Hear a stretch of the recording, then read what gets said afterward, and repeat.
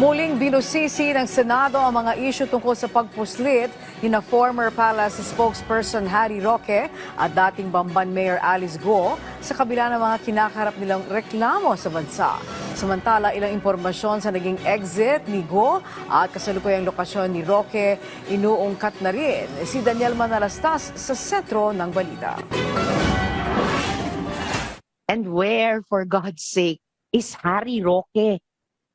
Bakit parang libre na lang siyang mag-post ng kung ano-ano sa social media na parang kinukutya pa ang administrasyon?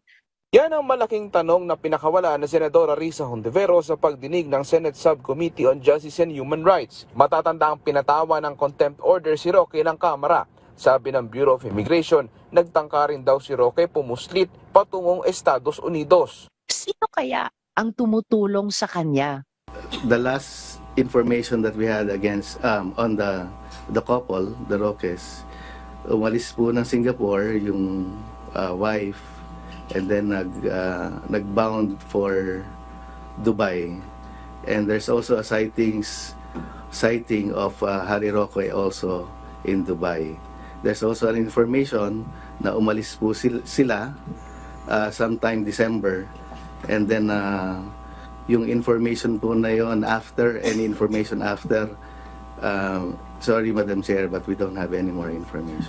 Ayon sa impormasyong nakuha ni Hontiveros, lumipad daw patungong Shanghai, China si Roque mula sa Dubai noong December 2024. Nanatili ng isang araw sa Shanghai, tsaka lumipad patungong Macau. Bukod dito sa pagtatangka na pumunta sa US. Si Roque naman pumalag. Anya, walang warrant of arrest na inihain laban sa kanya. Wala rin daw hold departure order at may karapatan daw siya mag-travel. Naungkat din sa pagdinig kung papaano nga ba talaga nakalabas ng bansa si dating Mayor Alice Go na kalaunan ay napabalik din naman ng Pilipinas. Pero may bagong impormasyon ang National Intelligence Coordinating Agency na pinakawalan sa pagdinig. So ang ruta na kinoconsider nyo sa ngayon na pinaka-probable ng pagtakas ni Guo Huaping, which is the original specific topic ng privilege speech na dinidinig nitong subcommittee, is from Tawi-Tawi? yes, Your Honor. Mas marapit po ang Tawi-Tawi area. During the pandemic, medyo after ng pandemic, marami hong pinapauwi o transfer. So sa tingin din ng BI, pinaka-probable na jump-off point ni Guo Huaping was Tawi-Tawi?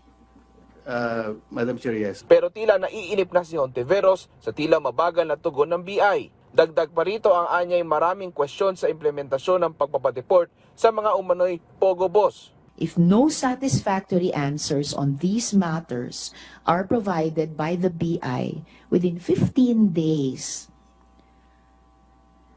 as designated chair of this subcommittee of the Committee on Justice, I will call for a revamp of the BI in the committee report of this subcommittee. Ayon sa PAGCOR, patuloy ang kanilang pag-iikot para masigurado ang pagsasara ng mga Pogo kasunod ng kautusan ng Pangulo. Sinisiguro nila na hindi na nag-ooperate ang mga dating may lisensya na Pogo. Daniel Manalastas para sa Pambansang TV sa Bagong Pilipinas.